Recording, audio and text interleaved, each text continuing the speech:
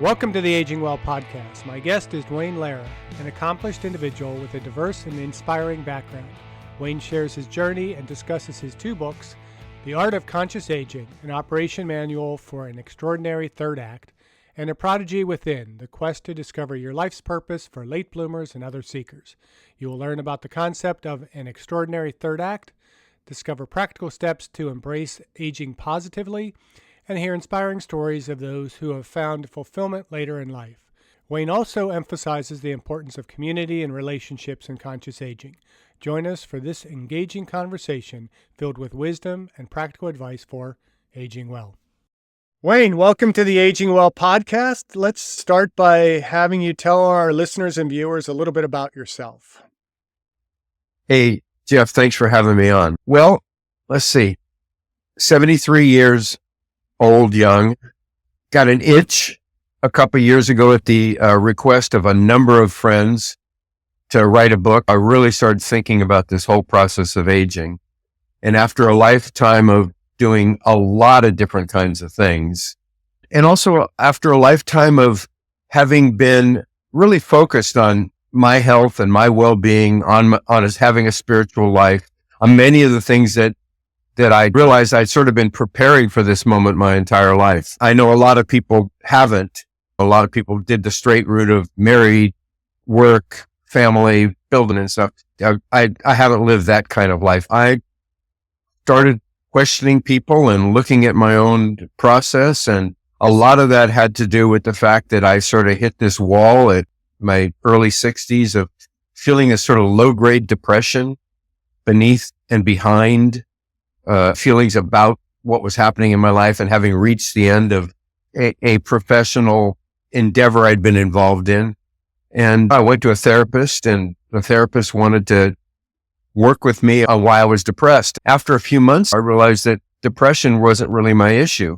My issue was that I hadn't successfully been able to transition from one stage of life to the next. And, it sounds kind of simplistic, but depression was the byproduct of having gotten stuck in this in-between world. I think that's a very common thing that's happening to a lot of us in our late 50s, mid 60s, where all of the ways in which we've measured ourselves in the past stop being adequate or stop being appropriate. The kids have moved out. We're no longer actively parenting. We've been downsized out of work, retired, or our jobs have changed, so we're not getting the validation we need. We may be on a fixed income, but we're not earning at the same rate. So we're not earners, and we're not acquiring and accumulating things at the same rate. So a lot of the ways we validated ourselves are no longer appropriate. And that's, when you've judged yourself by those outside criteria your whole life, it's not unheard of that you'd feel depressed. So that's what brought me here, facing that and looking for a way to get myself through it, and all my friends that I was seeing going through the same thing, and also to sort of educate my therapist, because he didn't have a clue, and he was a gerontological psychologist, and it was above his pay grade. Well, you have done a lot in your 73 years. Let's see. I'm going to have to read through this because it's such a long list. You've pioneered the growing of wheatgrass and spirulina, if I'm pronouncing that correctly. You study and practice Oriental medicine. You have fasted multiple times for up to 40 days. You've practiced silence for 5 months. You've designed theme parks and world fairs. You've produced and directed 3D IMAX movies. You are a master of yoga and meditation teacher, and currently teach it at the USC School of Gerontology. What haven't you done that is on your bucket list? I just went skydiving. It wasn't really on my bucket list, but a bunch of my 40-year-old friends said, "Hey, we're going." I thought, okay, I'll do that. Glad I did. I'll never do it again.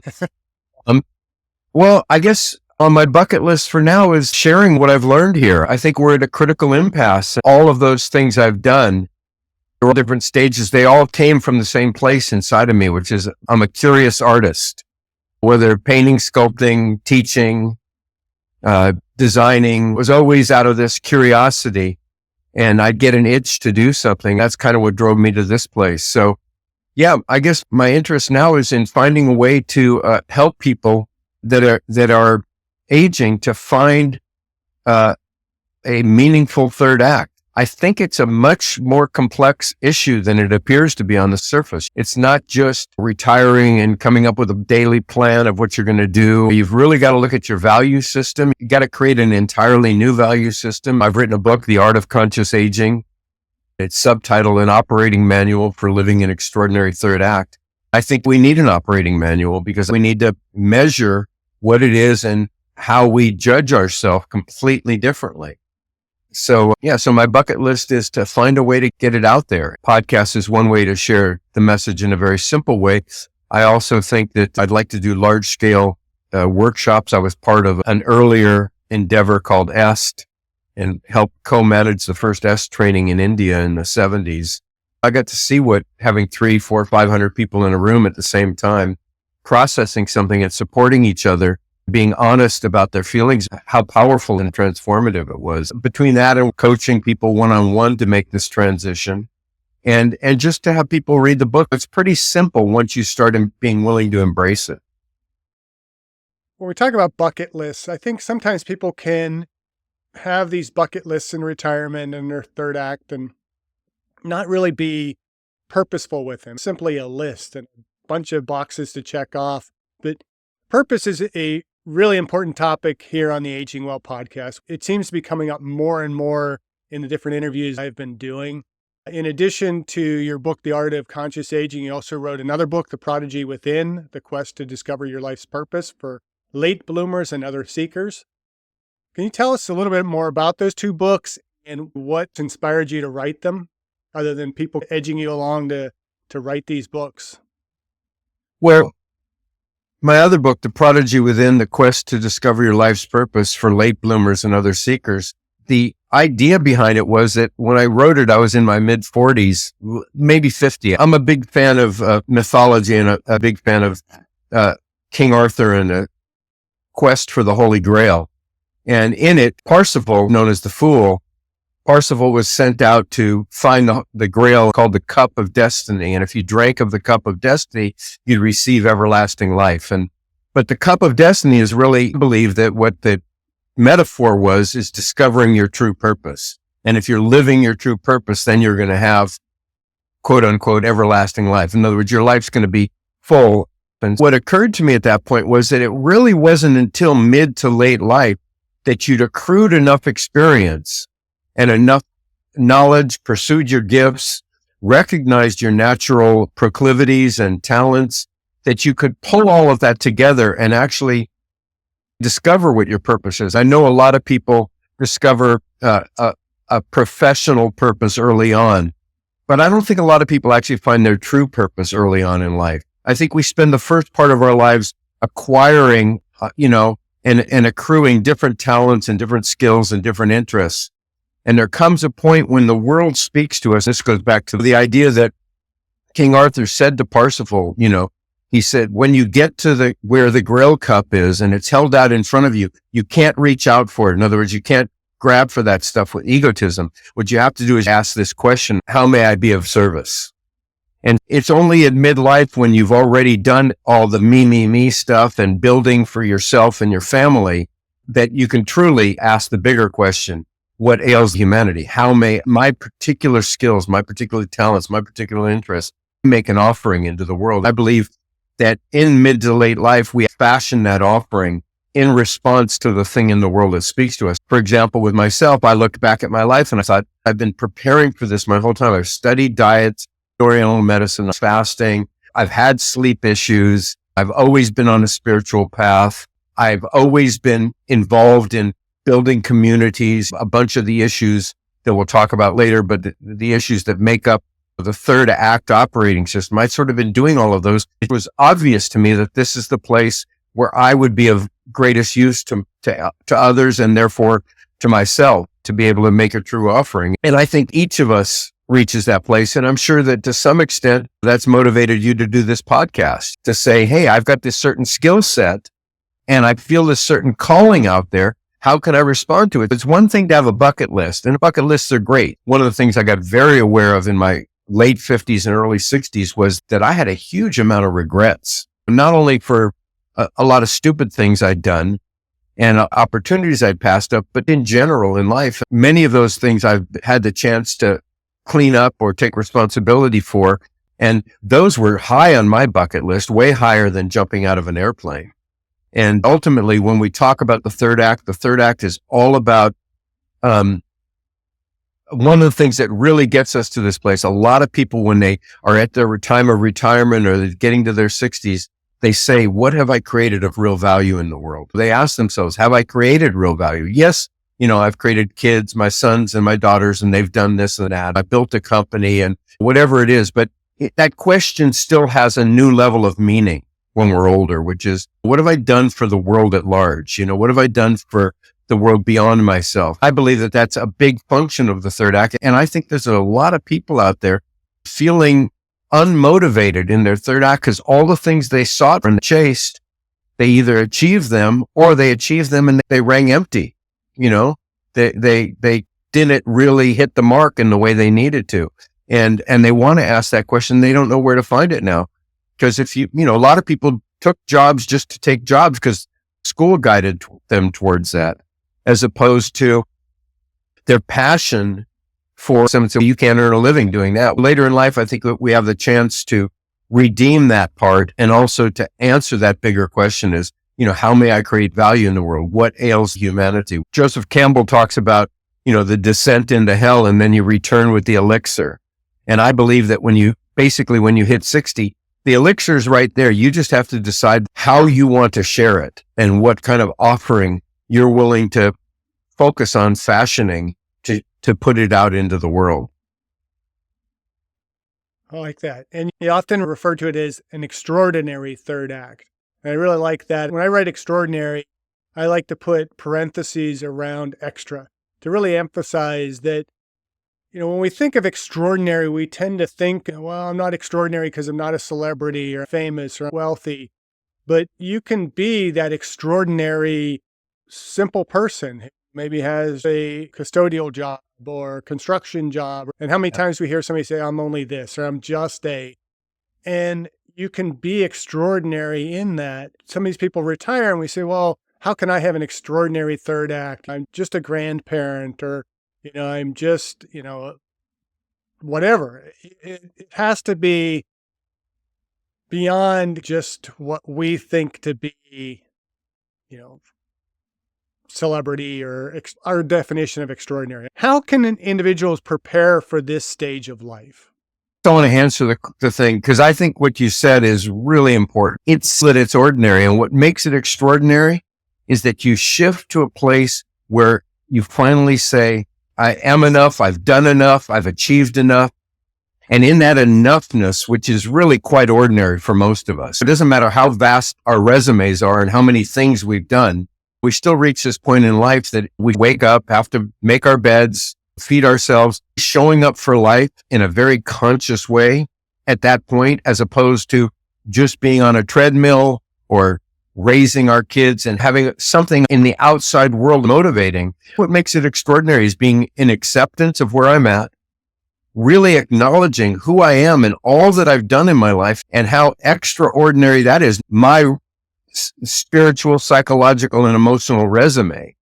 And putting that together in a unique way, that's truly extraordinary. And I think it's the way where it's actually possible that the last 20, 30, or 40 years of your life, which is what most people have now as a third act. A third act used to be 5 years, 7, 10 years long maximum. Now it's 20, 30, 40, or even 50 years. It can be longer than the whole second act. And what's extraordinary, look at what Jimmy Carter did since he left as president, creating Habitat for Humanity. I mean, that's extraordinary. And all he did was just show up with his skill set and do what he did, be who he is, and there's lots of other examples of people doing that. I think this idea of extraordinary is really finally getting to the place where of who we are. We really acknowledge all that we've done and say there's value in everything I've done. It's not that I've reached the end of the line of whatever my profession's been. It's that I've accumulated a huge amount of skills, and how can I repurpose those? How can I reinvent myself in a way that is not extraordinary in the sense of celebrity or running marathons at 99 years old, which are all fine, but Still waking up every day and feeling satisfied with your life because you're fully engaged in creating value, transformative communities, and being part of meaningful collaborations. To me, that's pretty extraordinary. I have the best relationships, friendships, and collaborations I've ever had in my life right now. And I'm not doing all that much that's extraordinary.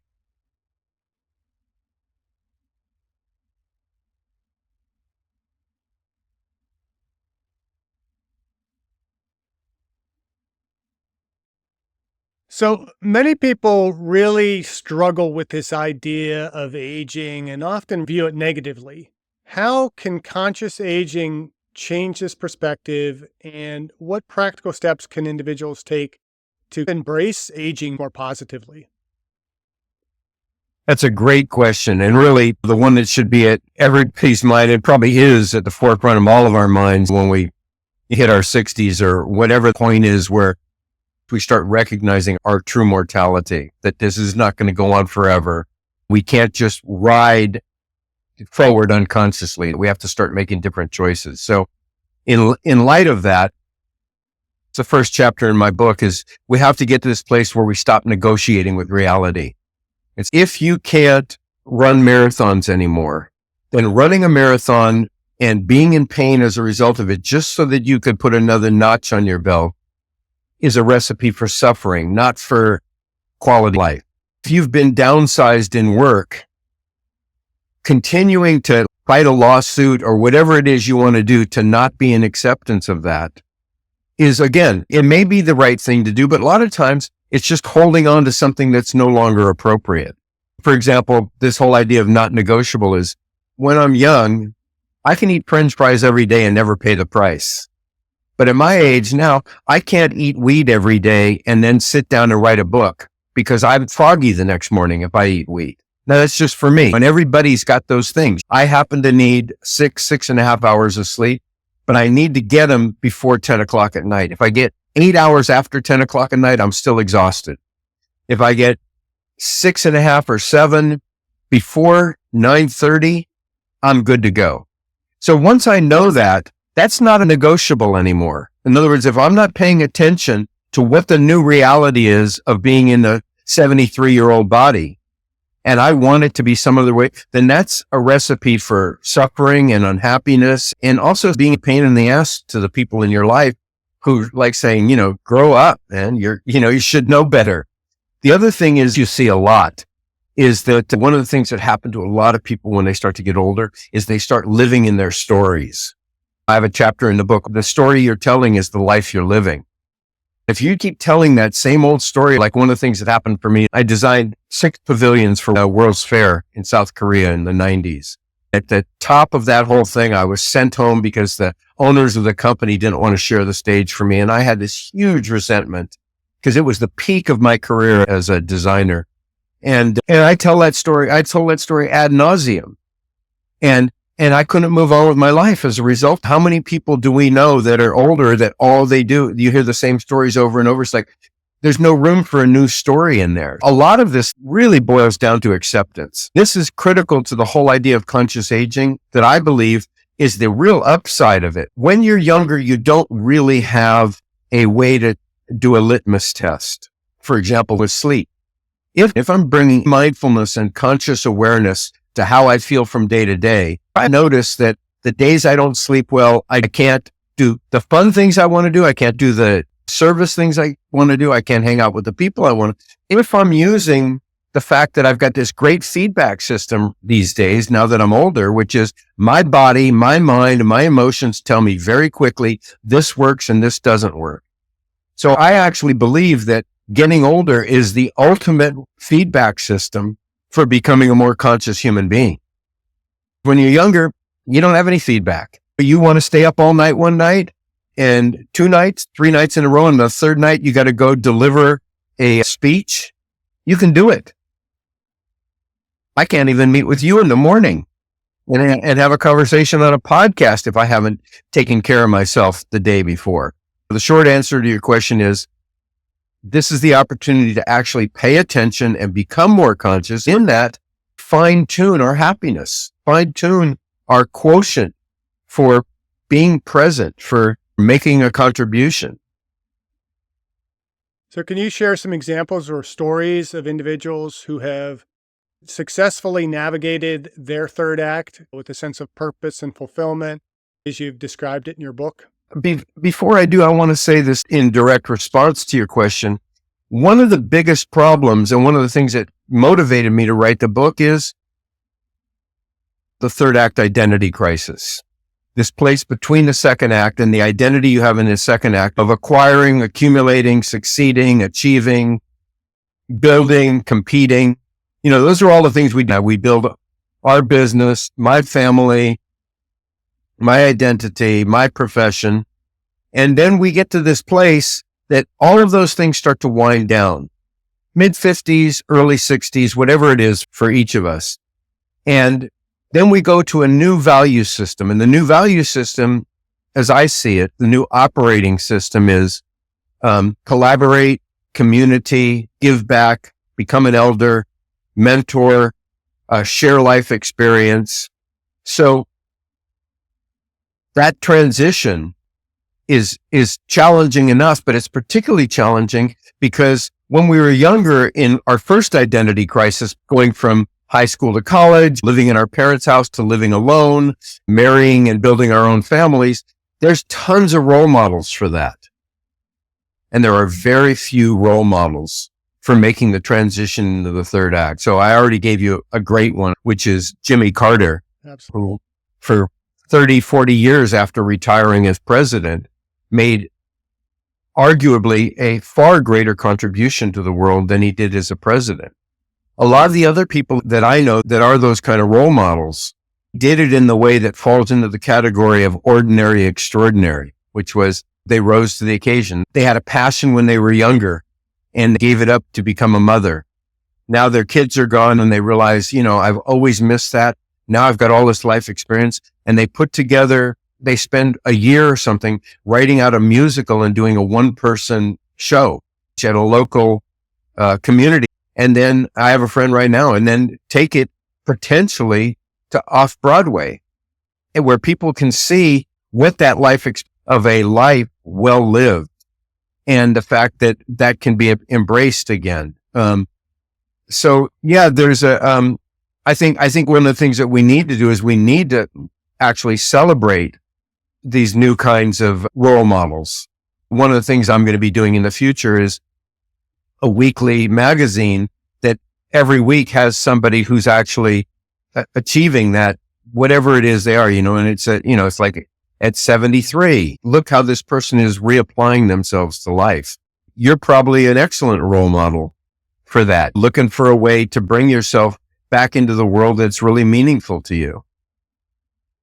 Well, I appreciate that argument that it's much more that ordinary, extraordinary. When we look at people who maybe have had, others would consider that extraordinary life leading into the third act, and then they get into that third act. Maybe it's an actor or a politician or somebody who they kind of hit that pinnacle of their career, and then they have to retire from it. And then what's next? It feels like their remaining life is a letdown.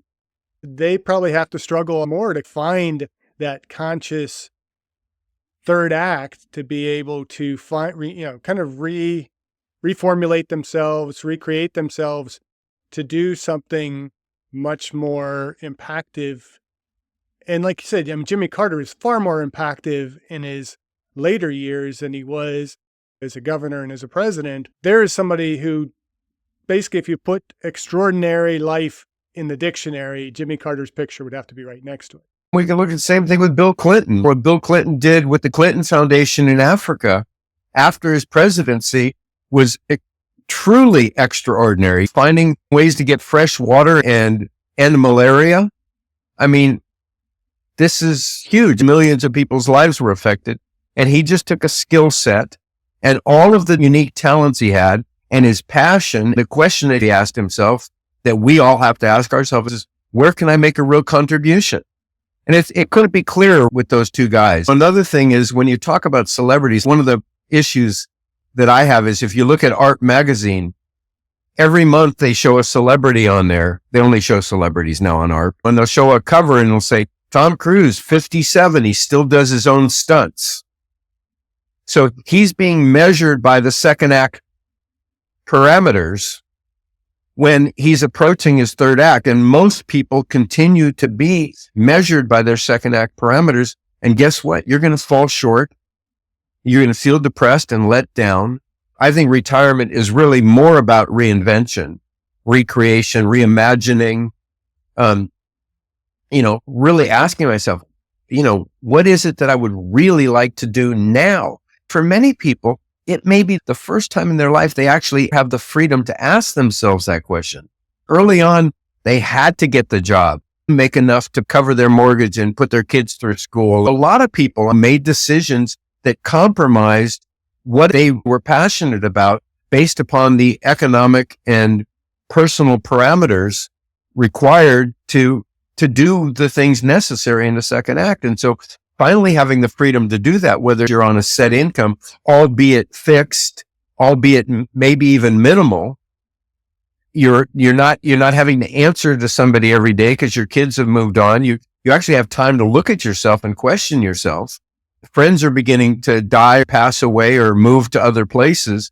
So during this time, you really, for the first time ever, have to say, who am I? What matters to me? How can I make a contribution? What have I left behind? What didn't I do I would love to do now? What in the world speaks to me? What roles do community and relationships we have in our life play in conscious aging? And how can people cultivate some of these more meaningful connections as we age? It's so important because one of the biggest things that happens is we lose all of these relationships, right? If you leave your job, the 5 people or 200 people a day that you were meeting in the coffee room are gone. And you make plans, okay, well, we'll have lunch. Well, once a month doesn't really cut it when you were seeing 5 or 200 people a day. Then you have friends that move away or to live near their grandchildren, or friends that start to die. A very big reality as you continue to age, you just start losing people. And it's particularly challenging for men because women have always been relatively good at reaching out to one another for reasons other than professional benefit or networking. They do it just because they like each other. Maybe they share a common interest. But all of a sudden, if your world and your community is shrinking and you haven't really developed the skill set to reach out to people because you like them, it requires a whole new skill set and a whole new willingness. It happens to me all the time. I've got 2 or 3 people in the last 4 or 5 months that I consider the best friends I've ever had in my life. And they're only, I only known them for 6 months or a year at this point, and that is because we met at a very real level. That is because I pursued the relationship, which wasn't something I ever did in the past. If I made one call to you and you didn't call me back, that was that. But if I find somebody now who interests me, who I admire, who I think is a role model for the way I want to live my life at this point in time, you have to reach out to them. You have to do that. And the other thing that you have to do, for example, and I'm sure it's what's happening with you with doing the podcast, but it's certainly the case for me.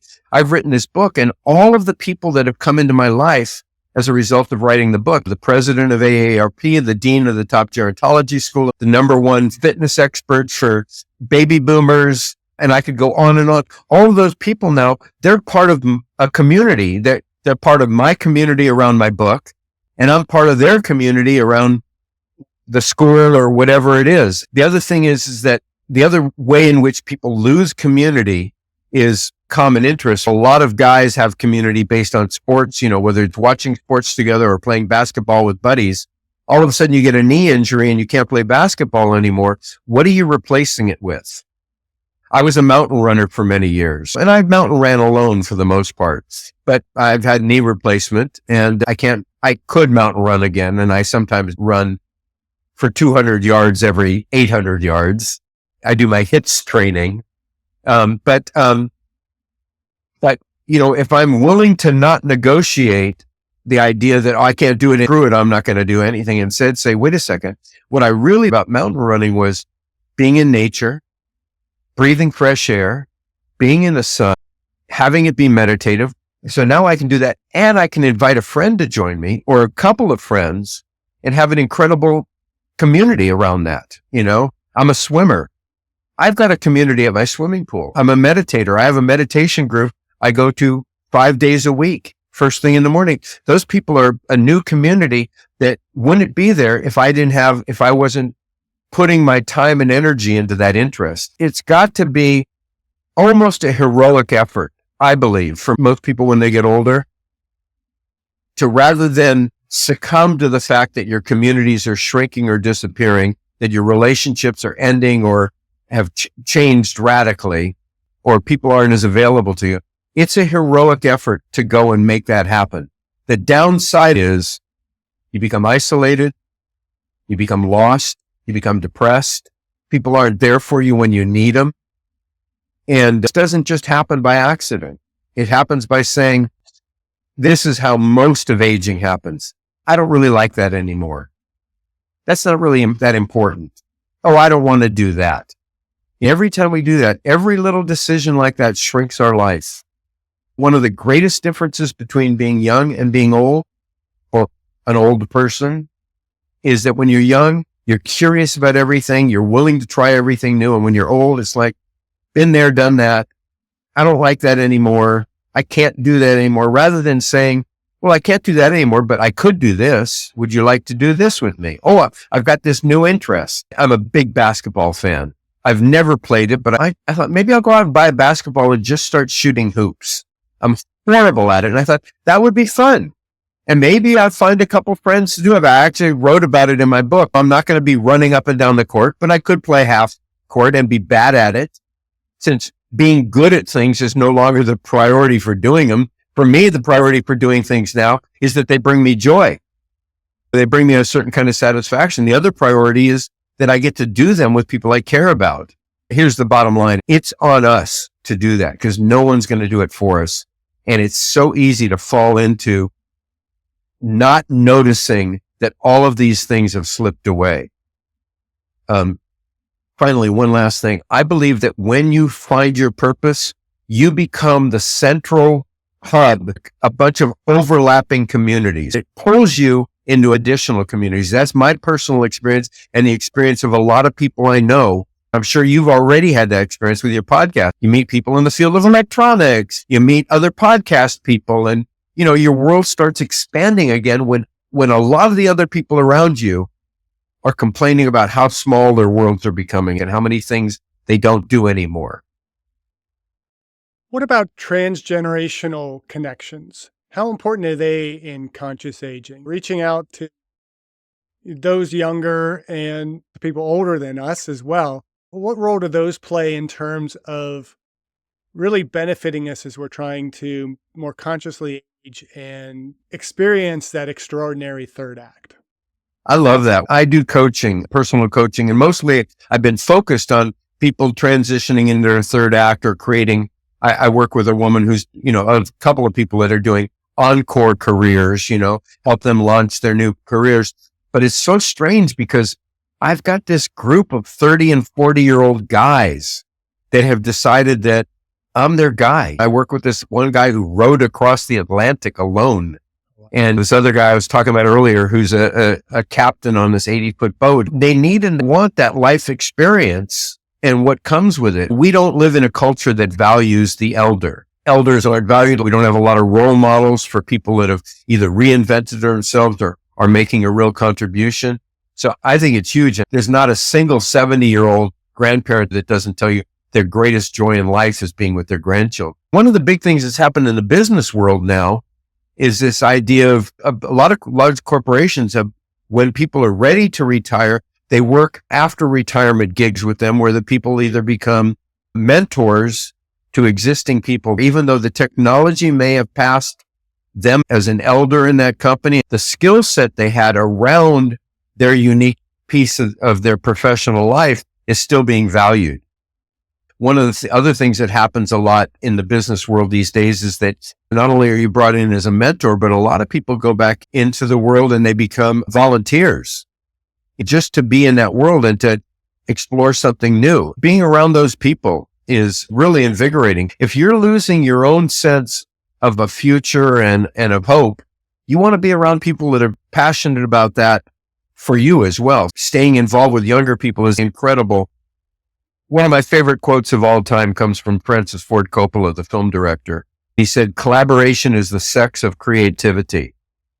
What I think he's saying about that is when we collaborate, we truly make love, the emotional state of love. We actually generate love. In my personal career, having been a creative doing projects where 200 people worked on an IMAX film that I was the producer and director of, there's no greater feeling of love created than in the heat of collaboration on a creative project. In work, you get to uncover, discover, and create a new widget or a new approach to a sales pitch. And it's easy for collaboration to fall by the wayside. And the best collaborations are not only with people our own age, but the transgenerational ones. They're extraordinary. I have people all the time that want to invite me into their endeavor because they want what I bring from my age. And I want to be a part of this feeling of momentum and joy that they have in creating something new.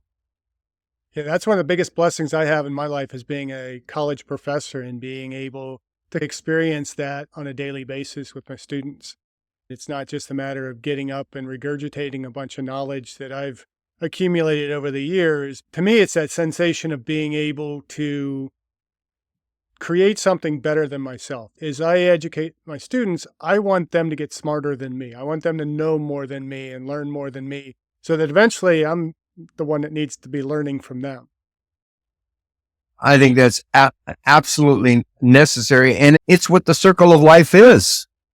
You go to any third world country and the most prized person is the elder, and that's what the elder gets out of it too, is they get that joy of having passed along something that's going to make future generations more capable and of greater value to their fellows. It seems like it's relatively unique to the United States and maybe a few other larger countries, especially the more affluent countries, where aging is less appreciated. We tend to limit ourselves as we age and not recognize that there is great benefit to society, community, and everything else with having older people around and what we can contribute. Even if we're in those less than extraordinary careers, we need to recognize that we can contribute more to those around us. And that really requires that we're willing to adapt to the reality of being in an older body that may not achieve at the same level, may not be as fast, but it's got a whole new set of skills that are extraordinarily valuable. Wisdom, knowledge about how things play out. We don't have to make as many stupid mistakes. We've made enough that hopefully we're taking account of those things. Historically, what happened, retirement is a relatively new thing, right? Basically happened in the 50s of the last, 1950 or so.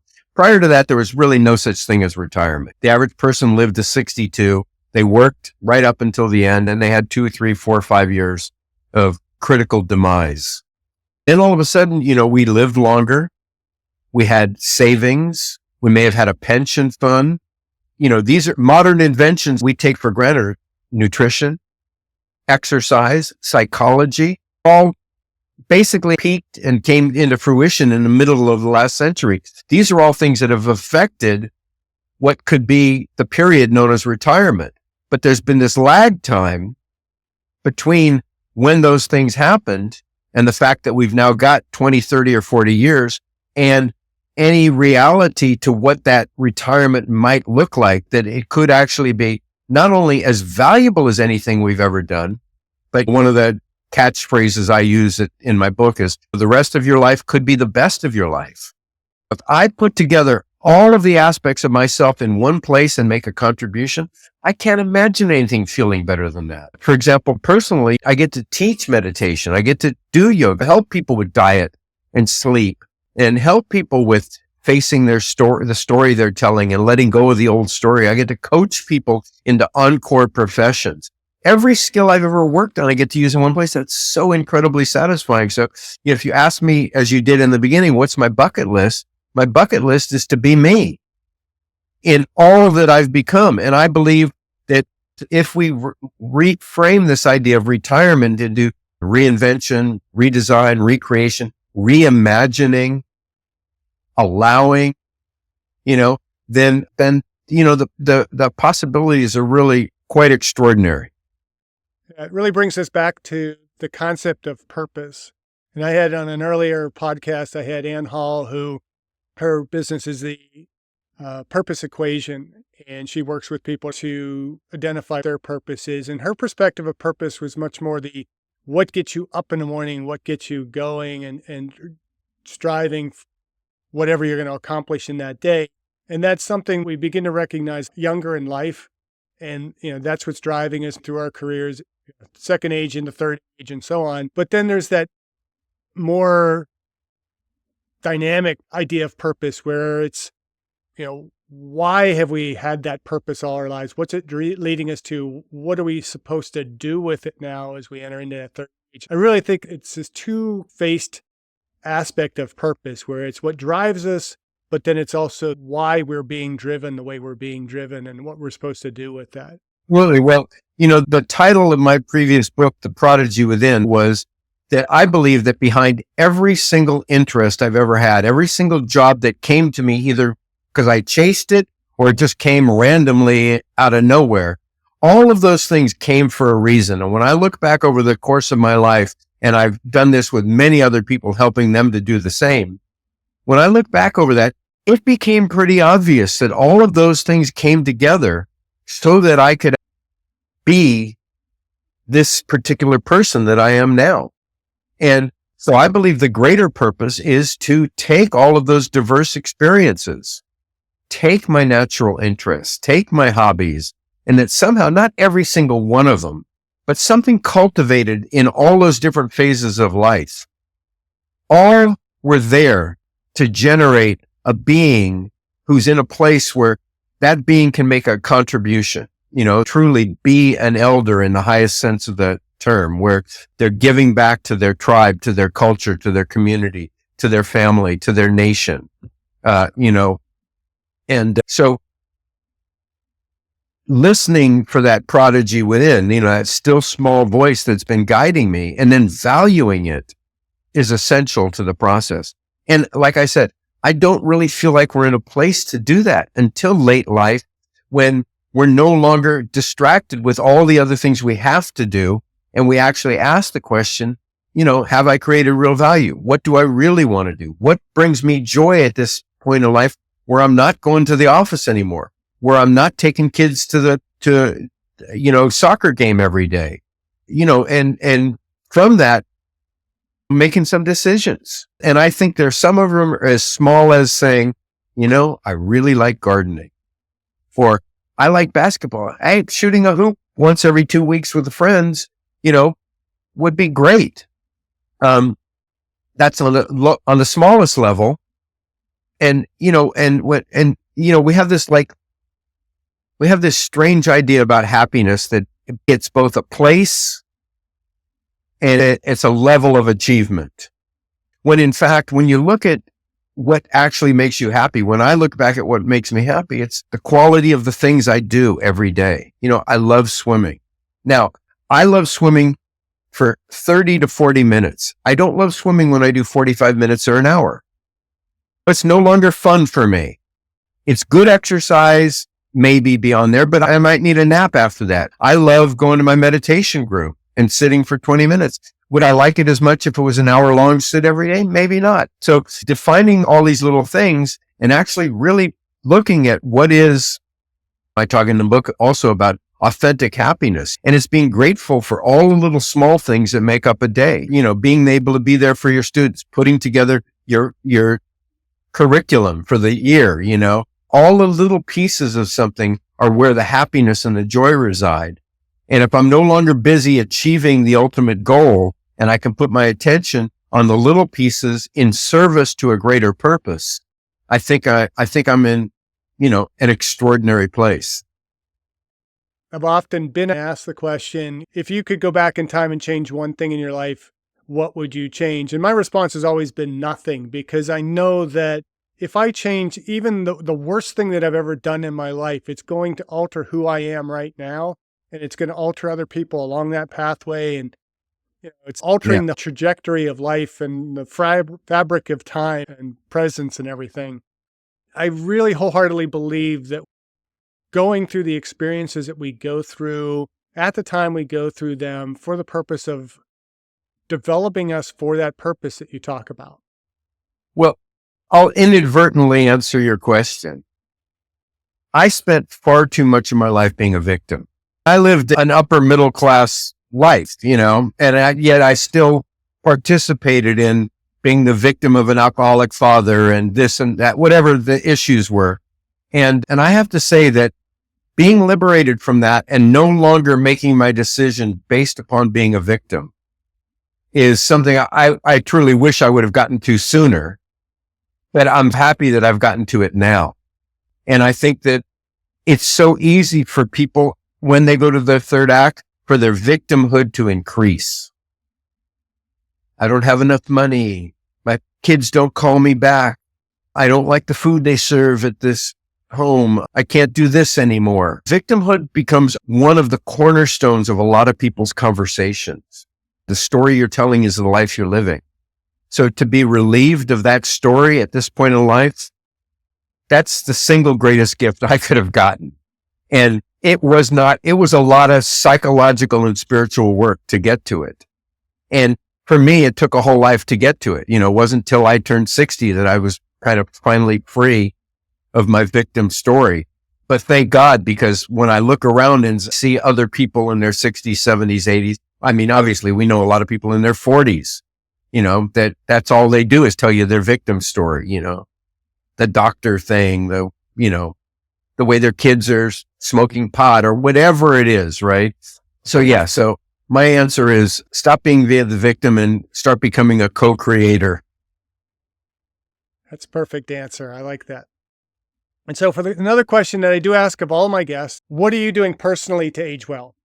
I know you've touched on some of this, but I want to have it all put together in one little package here at the end. Giving myself a little bit of fudge room, like chocolate once in a while, whatever it is. I can't drink, so I don't drink alcohol anymore. Paying attention to those things. So that's a big deal for aging well. I don't want the story that they generate becoming a part of my everyday conversation, right? So that's one of the things. Second thing is that I'm committed to the art of conscious aging in terms of putting it out there as a message, feeling that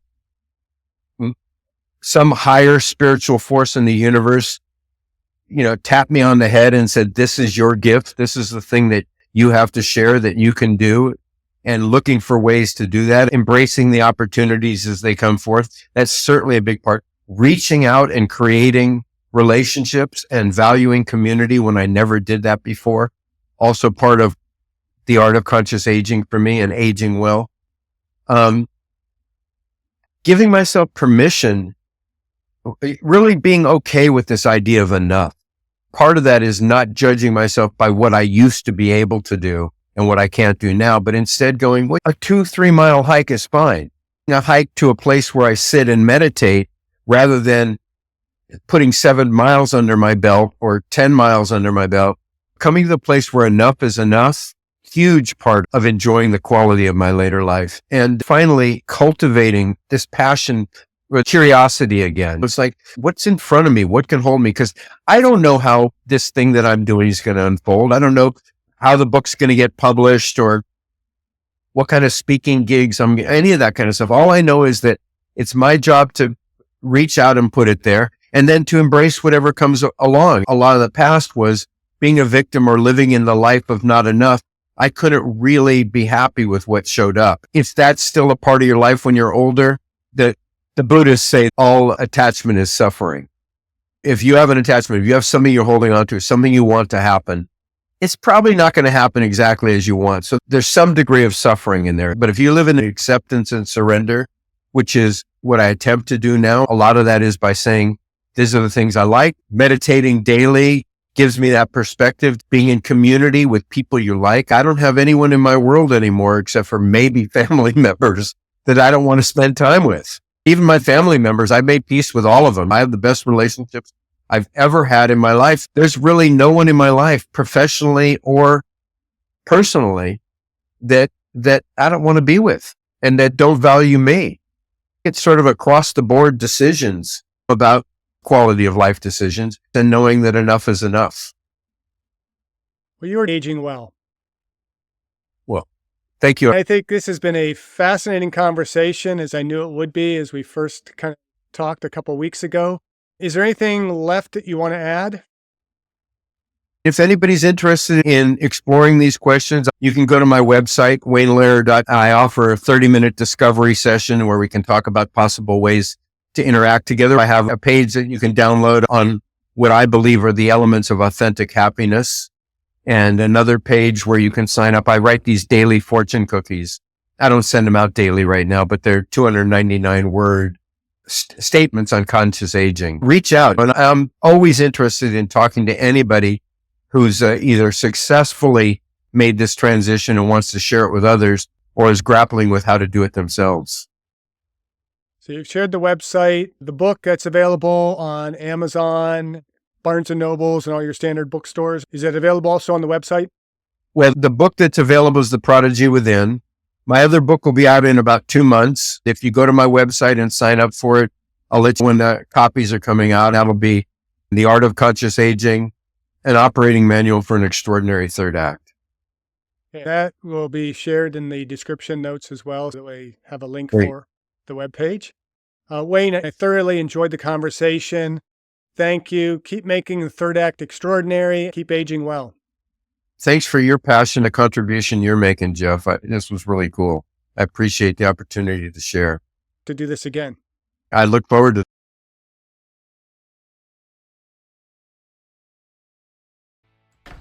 Thank you for listening. I hope you benefited from today's podcast. And until next time, keep aging well.